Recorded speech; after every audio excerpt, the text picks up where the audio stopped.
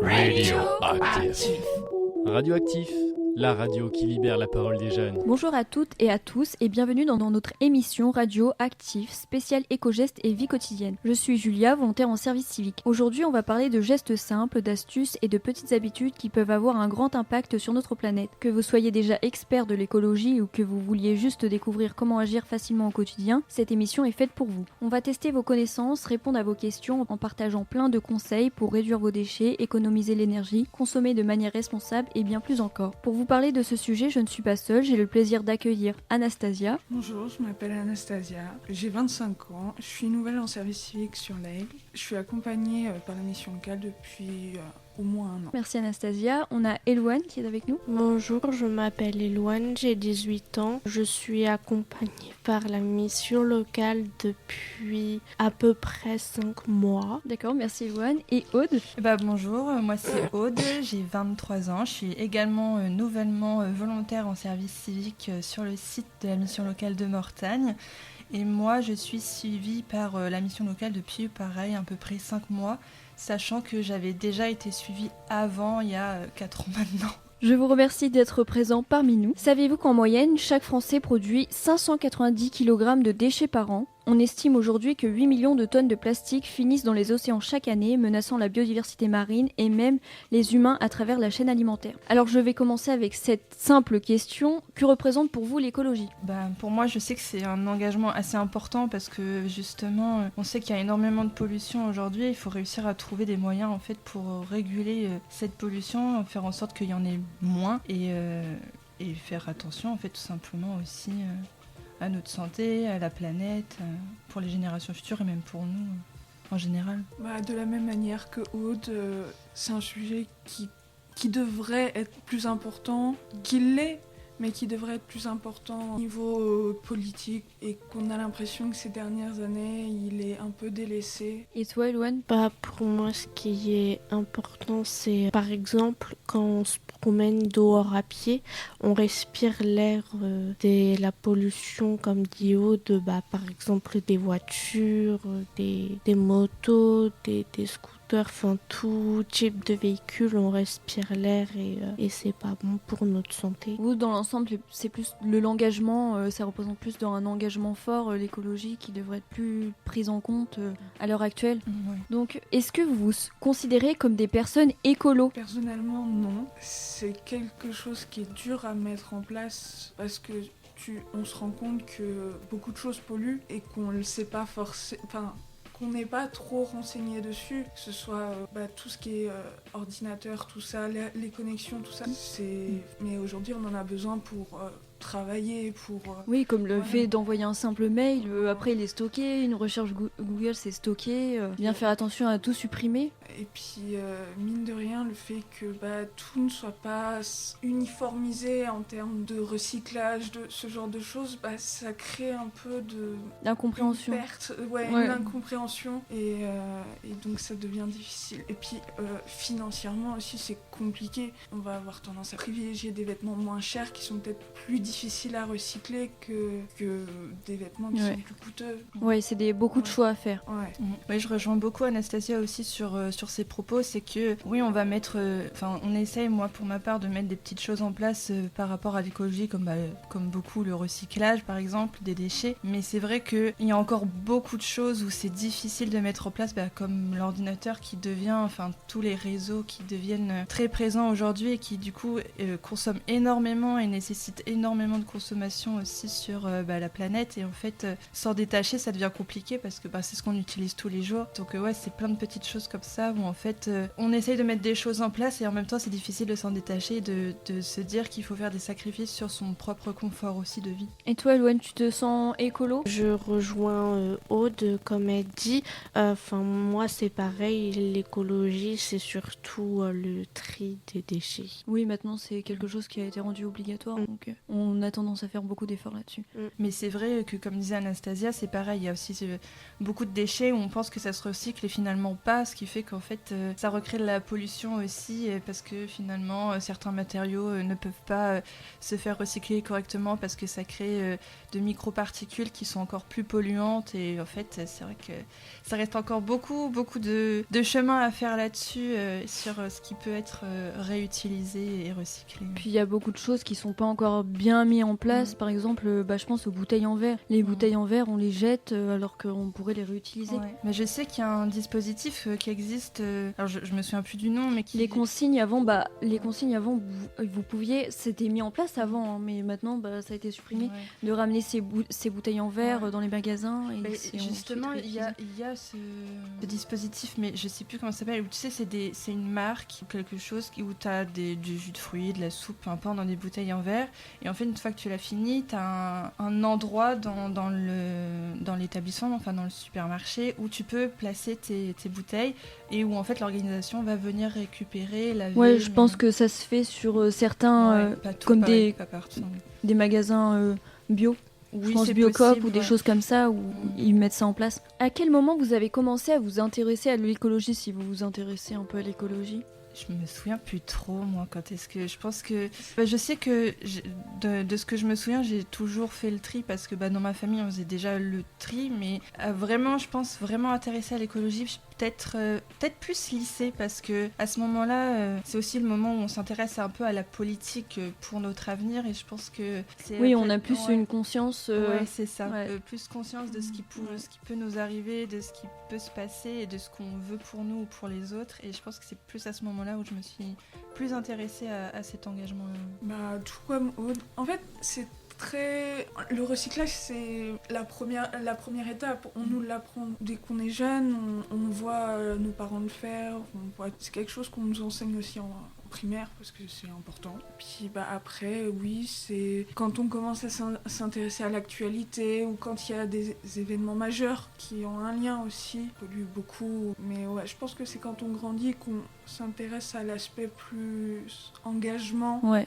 Plus politique de la chose. Et toi, Elouane ? Moi, c'est surtout un jour, dans la boîte aux lettres, ma maman, elle avait reçu un flyer comme quoi il disait qu'il allait changer les poubelles et dans telle poubelle, il fallait mettre tel déchet et l'autre tel déchet. Et c'est là où j'ai vraiment commencé à m'intéresser à faire le tri, par exemple. Ça marche. Maintenant, on va passer à plus l'écologie au quotidien. Est-ce que vous faites attention à vos gestes au quotidien ? Par exemple, couper l'eau, éteindre la lumière, plein de petits gestes au quotidien. Oui, du coup, on fait plus attention à éteindre les lumières, à couper l'eau, parce qu'aujourd'hui, mais je pense, on le fait parce que ça devient financièrement difficile. Plus, je pense qu'aujourd'hui, c'est un peu ce genre de petits gestes-là deviennent... Les raisonnements, ça part pas de l'écologie, mais Voilà. plus pour des raisons économiques. Voilà, je pense que c'est plus ça en ce moment qui motive les personnes à agir comme ça. Toi, t'as des gestes que tu fais pour l'écologie ? Non, ça te vient pas à l'esprit comme ça, peut-être ? C'est très difficile. Étant très dans la création, j'évite l'intelligence artificielle. Mais Ouais. voilà, c'est pas... Oui, c'est toujours quelque chose de positif Ouais. parce que l'intelligence artificielle, ça consomme énormément d'eau, tout comme les vêtements. Acheter en seconde main, non. J'ai du mal avec ça. Après, on le fait très récemment, c'est quelque chose qui s'est un peu fait Démocratiser, ouais. dans ma famille, mais j'avoue que c'est quelque chose qui est encore un peu difficile, mais c'est psychologique, pas contre l'écologie. Je suis tout à fait d'accord avec Anastasia, surtout sur le sujet de l'économie. Mhm. Parce que du coup, beaucoup de choses augmentent et on fait plus attention. On fait plus attention aux factures plutôt qu'à l'écologie. Voilà, plus c'est au ça, niveau des ouais. factures, ouais. Tout à fait. C'est vrai que je pense que c'est un bon moyen pour motiver les gens de faire attention à l'écologie. C'est vrai, tout ce qui est économique, parce que c'est vrai que ça consomme. Malheureusement, je pense que c'est le Ouais. seul moyen qui Je fait pense. que les gens peuvent réduire Je leur pense. consommation. Mais sinon, c'est vrai que pour ma part, voilà, comme tout le monde, je coupe, j'éteins la lumière quand il n'y a pas besoin, je coupe l'eau pour éviter d'utiliser. On sait aussi en été, avec tout le réchauffement climatique et donc qui engendre beaucoup de fortes chaleurs et de sécheresse, où par exemple on récupère l'eau froide de la douche avant que l'eau chauffe pour la réutiliser pour les plantes, pour éviter de trop tirer sur l'eau. Ouais. Après, voilà, c'est les trucs basiques aussi, hein, c'est le recyclage. Ouais, enfin, j'ai pas d'autres idées parce que, enfin, si peut-être aussi reprendre des vêtements de seconde main. Moi, ça me dérange pas, donc quand je peux, je le fais. Mais sinon, non, je Aussi, pense que... peut-être au niveau de la voiture, peut-être éviter de prendre sa voiture Oui, pour des aussi, déplacements un ouais. peu inutiles où on est tout seul. Ouais, c'est vrai. éviter En de- fait, c'est ça le problème, c'est que effectivement, quand il y a pas besoin, on ne prend pas. Enfin, du moins, on Après, évite, ici, mais c'est vrai voilà. qu'on est à la campagne, Voilà, donc donc c'est plus vrai que difficile. c'est plus difficile pour se déplacer, mais sinon oui, c'est sûr que quand on peut éviter, vaut mieux éviter, quoi. Mais c'est vrai que en y réfléchissant, je pense que je suis pas là. Enfin, je fais pas beaucoup d'actions non plus pour l'écologie. Du moins, j'essaie de faire à mon échelle, mais Est-ce que y a un éco-geste que vous faites automatiquement? Je pense éteindre la lumière, c'est un truc qui est instinctif maintenant, Ouais. même si les factures d'électricité augmentent, on a tendance à éteindre la lumière, même couper l'eau en soi. ouais, c'est ça. Je pense que ça va être surtout ça les gestes. Vous avez d'autres idées, non? Des gestes au quotidien que vous faites, que vous vous rendez même plus compte que vous faites, mais... À part le tri, parce que Ouais. c'est devenu instinctif, Juste par exemple vider sa boîte mail ou des trucs comme ça. Oui, pour, des choses au quotidien. pour Ouais. éviter, désengorger les serveurs qui du coup utilisent l'eau, machin. Enfin voilà. Donc c'est à ce geste-là, ouais. ou même tout simplement faire attention à ses affaires pour éviter d'en racheter et Oui. donc Ouais. C'est vrai. relancer la roue de la consommation Ouais, aussi. et du jet. Ouais. Voilà. Éviter de trop surconsommer, quoi. Ouais. Penses-tu que ton mode de vie est compatible avec l'écologie? Non. Non. Non. Je vois beaucoup l'aspect par rapport aux ordinateurs, aux écrans. Voilà. Ouais, c'est- on pourrait pas s'empêcher Là, de... c'est un truc important à moindre mesure, mais ça permet beaucoup de choses. Quand tu as tes passions, tout ça, c'est compliqué de se dire, même si on pourrait revenir au traditionnel, il y a des choses qui nécessitent aussi un aspect plus numérique. On va parler un peu plus consommation et choix. Donc, quand vous achetez quelque chose, est-ce que vous pensez à l'impact écologique que le produit que vous achetez a nécessité pour sa fabrication? Est-ce que c'est quelque chose que vous réfléchissez quand vous consommez? Non, pas vraiment. Peut-être pour certains Pas produits sur plus, le non? coup.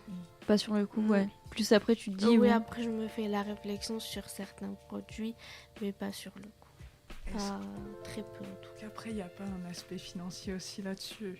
Mais en vrai, c'est quelque chose que je fais de plus en plus attention sur certains produits comme les fruits et les légumes. Ou même la viande, tout simplement. Faire attention à ce que ça vienne de chez nous.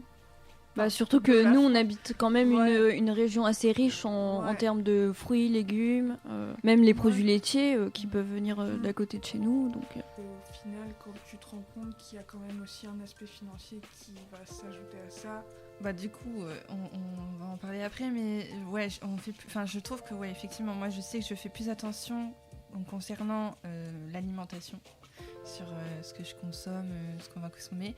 Mais c'est vrai que je pense que j'ai encore un aspect égoïste aussi concernant tout ce qui est dématérialisé ou matérialisé dans le sens les vêtements. Parce que je sais que par exemple faire un jean, même si maintenant je prends beaucoup en seconde main, je sais que ça consomme beaucoup d'eau de la fabrication d'un jean, mais c'est vrai que je pense que j'ai encore cet aspect égoïste de je prends quand même, tu vois, dans le sens où si t'as les moyens et que ça te plaît, je me l'offre, quoi. Après, il n'y a pas que ça, il y a aussi en termes de jeux vidéo et trucs comme ça, mais parce que ça reste des consommations comme on sait, comme on en a parlé, et la technologie, etc. Mais du coup, voilà, c'est encore, je pense que c'est un autre exercice de pensée, de réfléchir à comment on achète et c'est ça, la façon de consommer, quoi. Juste changer ses habitudes, avoir vraiment conscience de ce qu'on consomme, de ce que ça consomme, ce qu'on prend, ce qu'on achète. Et se dire aussi, je pense que voilà, ça rejoint beaucoup aussi une image sociétale sur la consommation et tout ça. Donc c'est encore beaucoup de chemin aussi interne, personnel et de la société de façon. Est-ce que, du coup, cette question elle va vous intéresser. Est-ce que le prix vous empêche de faire plus de gestes écologiques et d'acheter plus responsable? Oui. La plupart du temps, oui. Et c'est ça, c'est que c'est toujours, en fait, vraiment le bio maintenant devient également un confort de vie dans le sens où il faut avoir les moyens, quoi, de pouvoir consommer. Moi là, je pense au bio parce que c'est la première chose qui m'est venue, mais même écologique. Aujourd'hui, c'est même aussi presque devenu une mode pour certaines industries. Et en fait, ouais, ça devient faut avoir les moyens parce que ça revient à une somme de consommer tout le temps bio, quoi, de faire attention. Et en fait, tout le monde ne peut pas se permettre ça. Donc en fait, ça revient aussi au fait que tout le monde, tout le monde ne peut pas se permettre, tout le monde ne fait pas ça. Et du coup, ça peut ne... Enfin, on essaye quand même, il y a plein de choses qui se font, mais c'est vrai que ça peut bloquer un peu aussi sur le chemin écologique, quoi. Non, puis même on fait souvent, la société fait souvent la promotion de faut consommer français, mais ça a un coût, donc c'est encore un peu difficile aujourd'hui de se dire bon, je vais acheter des choses qui viennent du territoire, comme ça. Après, il y a des choses où on peut faire énormément d'efforts, je pense, dans notre région pour consommer français. Mais il y a des choses où c'est impossible. Il y a des produits où c'est vraiment impossible. Préférez-vous acheter neuf ou d'occasion ? Pas forcément pour les vêtements, mais aussi pour l'électronique.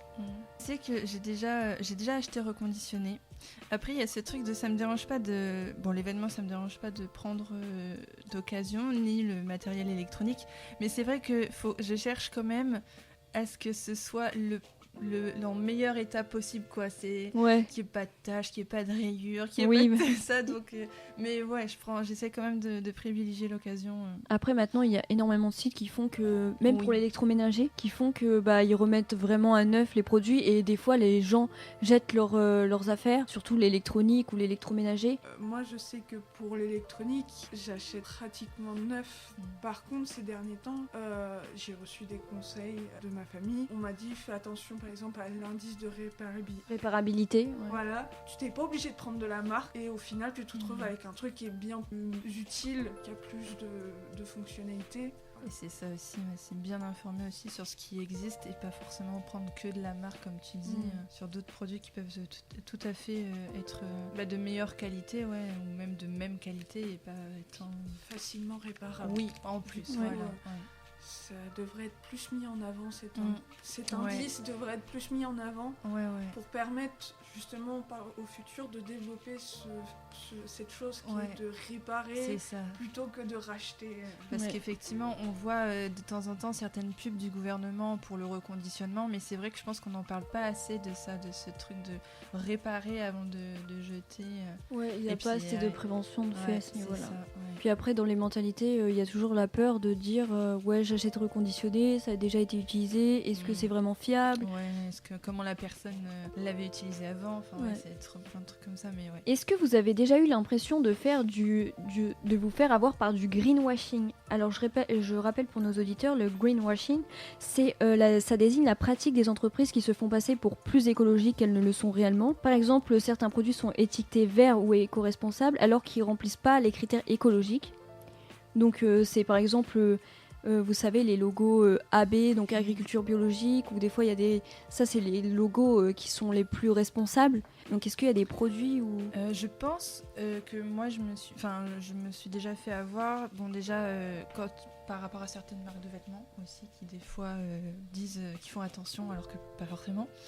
Et je pense aussi à certains produits qui se disent comme bio, alors peut-être pas forcément avec le logo AB, mais j'ai plus trop d'exemples en tête et puis de toute façon je veux pas cracher en disant, en me trompant, mais je crois avoir déjà entendu qu'il y avait certains produits qui se disaient bio ou d'un collectif qui se voulait bio et qui en fait finalement utilisaient des produits comme des pesticides ou tout ça, et donc en fait c'est pas vraiment bio, quoi, c'est...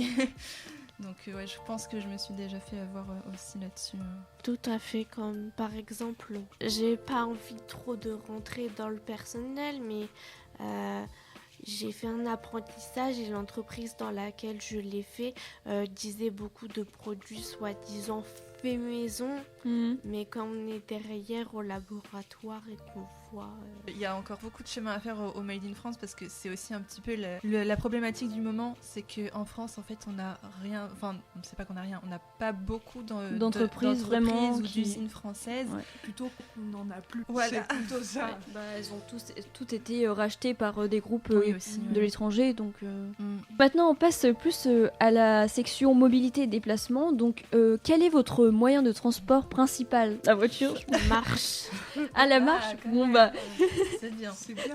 Là, par exemple, j'ai le BSR et j'ai un scooter, mais je m'en sers pas parce que l'Aigle, pour se déplacer à pied. Enfin voilà, mais oui, je sais que quand je viens de chez moi jusqu'ici, c'est toujours à pied. Bon, bah, du coup, la voiture, c'est compliqué. Et après, est-ce que, pour vous deux, du coup, le covoit, non, il n'y a pas... Si, ouais. Je Si, sais si. que j'en fais justement pour venir ici aussi. Ça m'arrive d'en faire. Mais sinon, ils ont quand même fait, je sais que par chez moi, ils ont quand même fait un parking covoiturage et qu'il y a pas mal de voitures souvent Ok, dessus. ouais.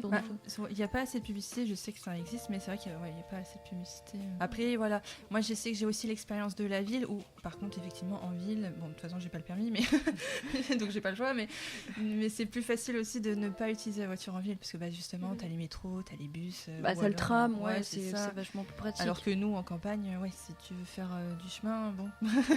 Est-ce que vous avez déjà essayé de réduire vos déplacements ? Je pense, mais peut-être pas suffisamment. Je sais que tout ce qui est possible de faire à pied, on fait à pied. De faire des allers-retours peut-être inutiles aussi, mais sinon je pense que j'en fais pas suffisamment moi pour ma part. Après, il y a des choses qui se font plus instinctivement, Ouais. de se dire je vais pas me déplacer juste pour ça. Ouais, aussi. Moi, je sais que j'ai tendance à essayer de, par exemple, regrouper mes rendez-vous sur une journée. Comme ça, je me déplace qu'une journée. Et ça limite les déplacements. Du coup, je voulais rajouter sur ça, un trajet en voiture, ça consomme en moyenne 5 à 10 fois plus d'énergie qu'un trajet en bus ou en train. Que l'alternative à la voiture, ça peut être le covoiturage, l'autopartage ou aussi le télétravail, le fait de télétravailler. Ça peut avoir un encore que les patrons. Il y a des jobs où c'est vraiment impossible oui. si t'es pas sur place. Alors du coup, on va passer plus à l'alimentation et dans l'écologie. Donc, est-ce que vous pensez que tout ce que vous mangez, ça a un impact sur la planète ? Oui, parce que on sait que justement, on produit énormément parce que il y a de la demande aussi, une énorme demande. Et on sait que ça consomme énormément d'eau, par exemple. Juste ça. Après, j'ai pas trop d'autres idées en tête. Je sais qu'il y en a beaucoup qui essaient de faire attention, mais je pense que il y a quand même beaucoup d'impact sur l'écologie en termes d'alimentation, dans la production, quoi. Même bovine et tout ça. Oui, voilà, c'est ce que j'allais dire, même au niveau bovin. Et puis, on revient aussi sur les pesticides utilisés, où on sait que, du coup, en utiliser beaucoup... ça finit par polluer la terre, l'eau, donc en fait ça reste pendant des années. Est-ce que vous avez déjà réduit votre consommation de viande ? Ou vous le faites peut-être déjà ? Oui, mais encore une fois, c'est pas sur un aspect écologique qui en est la cause, c'est un aspect financier. Donc c'est quelque chose de compliqué. Tu le fais parce que t'as pas les moyens forcément... de consommer, consommer de la viande ou... Ouais, je rejoins aussi le même avis, c'est que la viande aujourd'hui, si tu veux prendre de la bonne viande, ça coûte cher. Donc c'est vrai que ça a surtout un aspect économique, je pense, mais qui du coup quand même c'est bien fait parce que ça réduit la consommation. C'est que moi aussi je fais attention à la consommation de viande, et si on peut réussir à diminuer toute cette surproduction, du coup en ayant du coup l'impact de nous en tant que consommateurs, on consomme moins. Est-ce que vous arrivez à acheter local ou de saison ? Oui, moi je sais que j'y arrive parce que on préfère aussi, parce qu'on sait que si on voit un produit qui n'est pas de saison, c'est forcément que, soit il a été produit de façon... Dans des serres ici en France, dans des serres surchauffées. Ouais, c'est ça, mais on évite. Encore une fois, c'est plein d'habitudes qu'il faut changer, parce que forcément, il y en a forcément qui vont acheter des tomates là en hiver, admettons. Ouais. Mais faut faire justement cette prévention de non, on n'est pas... ne Après, je pense pas. qu'il y a beaucoup de personnes qui savent pas quel légume est de telle saison, aussi, la saisonnalité des aliments. Ouais. C'est possible aussi, oui. Est-ce qu'il ne faudrait pas justement que l'État en lui-même fasse des préventions, qu'il y ait par exemple peut-être remettre en avant le jardinage, cultiver soi-même, ça permet, par exemple tu mets en avant telle saison, telle graine, tel machin pour faire... Ou alors obligé à dire comment ça a été fait, quoi, sous serre et tout ça. Bon, après il faut faire la prévention de ce que ça signifie de faire sous serre sur toute la consommation et la planète, mais obligé aussi à écrire de voir la chaîne de production, c'est ça, pour que les gens soient informés. Je sais que par exemple là, les fruits de saison, c'était la clémentine, il n'y en a pas en France par exemple, mais en Corse. Voilà, oui, en Corse, oui. Est-ce que le gaspillage alimentaire c'est un vrai problème aujourd'hui ? est-ce qu'il n'y a pas des lois qui sont passées justement pour le réduire? Pour réduire, ouais. Pour les magasins. Pour les restaurants, les chaînes de restauration, emporter le Ouais. restant de nourriture. Et souvent dans tout ce qui est buffet à volonté, où vous pouvez ramener chez vous ce que vous n'avez pas consommé. Et je sais aussi qu'il y en a aussi, c'est avec des Des associations. Ou des fois des taxes. Ah ouais, ça je Si sais tu pas. finis pas ton assiette, ouais, dans certains ouais. restaurants, Oui, si tu finis pas tout ton à fait, assiette, oui, t'as des... oui. tu dois payer en plus. Ouais. Ah, je Bah, savais pas après, ça. Après, C'est une bonne c'est idée. le Oui, seul en moyen soi. pour que les gens fassent attention. C'est pas faux. Il y a aussi, moi je sais qu'à un moment donné, j'avais travaillé dans un intermarché, donc pas celui de l'Aigle ou de Mortagne, mais ailleurs. Et je sais qu'ils étaient en lien avec une association qui récupérait, par exemple, tous les produits qui allaient être périmés ou qui étaient abîmés. Et du coup, ils étaient obligés de les donner à une association qui récupérait et qui, du coup, donnait aux personnes qui n'avaient pas les moyens de s'acheter ou alors aux sans-abri, tout ça. Ouais.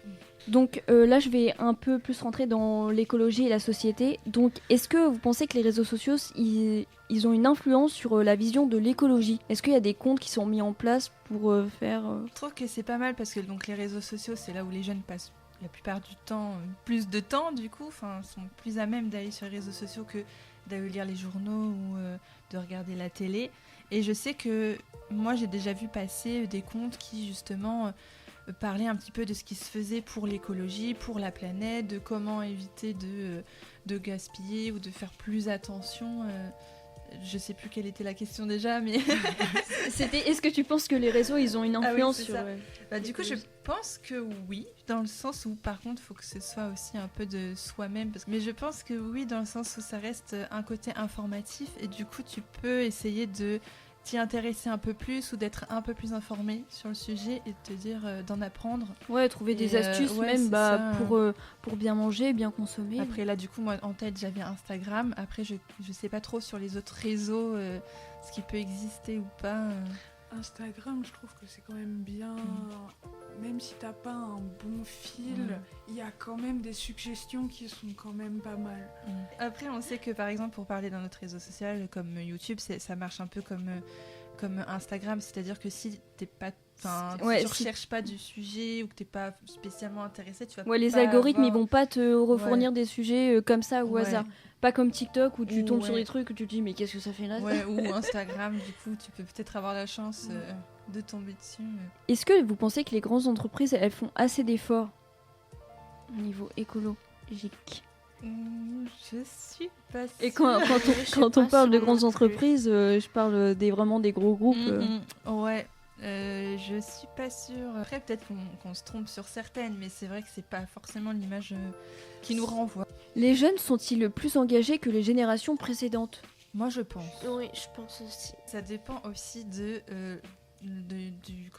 l'espace social ou culturel ou éducatif, je ne saurais pas comment le dire, mais dans lequel tu grandis. Dans le cadre, ouais. Ouais, le cadre dans lequel tu grandis, voilà, merci.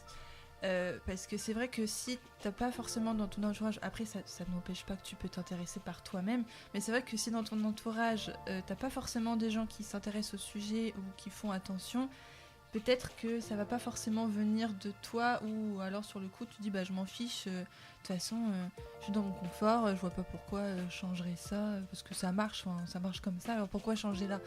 Mais je pense que voilà, après ça dépend, ça n'empêche pas de changer et de s'intéresser au sujet.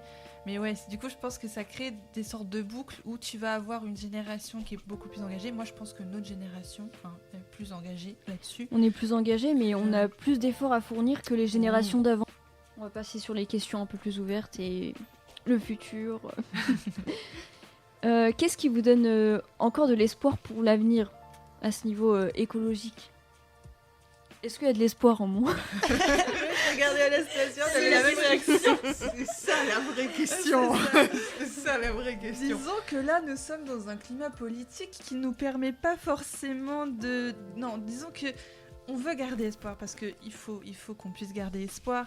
Mais il y a ce côté où là, pour le moment, il y a des choses qui sont pas forcément faites pour qu'on puisse vraiment avoir l'espoir que ça change. Même si, voilà, faut la garder, mais il y a des choses qui ont été faites et des choses qui ont été un peu mises sur le côté. On nous a dit que ça allait être fait, mais je pense que... Après, voilà, encore une fois, c'est ça qui est mis aussi avec les réseaux, c'est qu'aujourd'hui, on nous parle aussi de beaucoup de points négatifs que ce soit sur on, le climat. on a tendance à mettre toujours en avant le négatif, Ouais. mais jamais à mettre en avant le C'est positif. ça. Et du coup, c'est ça qui est bien avec les réseaux, c'est que moi, je sais que de temps en temps, je tombe sur des posts qui nous parlent de tout ce qui a été fait pour l'écologie, pour la planète, et qui sont positifs. Notamment, là, je repense parce que c'était le plus impressionnant pour moi, c'était un ingénieur, je crois, norvégien, qui a su créer en fait un dispositif d'aspiration pour aspirer les déchets dans l'océan. Et sous forme de gros tuyaux, etc. Ah oui, j'ai pour déjà entendu récupérer, parler de ça. pour récupérer les gros déchets. Mais n'empêche que c'est bien ce genre de choses parce que ça montre qu'il y a des choses qui sont faites, qu'on n'est pas resté sur quelque chose de ça n'avance pas. Il y a des choses qui sont faites, mais on nous en parle pas. C'est ça qui est important aussi, du coup, qui est bien de montrer ce qui est fait et que justement ça permet de garder espoir parce qu'on se dit il y a des gens qui réussissent à faire des choses concrètes et qui le font. Je sais aussi qu'il y avait eu, si je ne me trompe pas, en Corée du Sud, il y avait eu des ingénieurs ou des scientifiques qui avaient réussi à créer une énergie à partir du plastique pour recycler le plastique et en créer une énergie. Alors, je ne suis pas assez informée pour mieux en parler, mais je sais que il y a quelque chose qui a été fait par rapport à ça, justement, parce qu'on sait que, comme on en a parlé tout à l'heure, que le plastique, c'est un des plus polluants et qu'on utilise encore beaucoup. Et ça permettait... Bon, après, encore une fois, il faut se poser la question de quelle pollution ça amène aussi derrière, quelles sont les conséquences de ce dispositif-là aussi. Mais voilà, de se dire que quand même, il y a des choses qui sont faites et qu'on avance petit à petit, même si on n'en parle pas beaucoup et que c'est bien dommage. Mais du coup, espoir, on essaye de le garder, quoi. Est-ce qu'il y a une habitude que vous aimeriez changer en priorité, que vous vous dites ça je pourrais réduire ma consommation ou je pourrais faire des efforts sur tel point? En termes de technologie, parce qu'on en reparlait et c'est aussi un des gros points, c'est que beaucoup aujourd'hui on est dans le cloud, on utilise énormément de serveurs qui consomment beaucoup et s'en séparer c'est difficile et que ça concerne nos mails, mais aussi nos dossiers, ça concerne aussi tout ce qui est nos photos, tout ce qui est dématérialisé en fait, et ça consomme énormément, mais j'avoue que j'ai pas encore ce truc de réussir à économiser là-dessus, à faire des efforts là-dessus. Je trouve que quand même c'est, supprimer les mails, les messages inutiles et tout, c'est des trucs qui peuvent être quand même faciles à réaliser. Ça oui, mais par exemple là, je pense aux jeux vidéo qui sont pour beaucoup aujourd'hui dématérialisés et qui du coup utilisent sur les serveurs. Bon, non mais puis surtout l'IA. Hein. Oui, ça l'IA, ouais.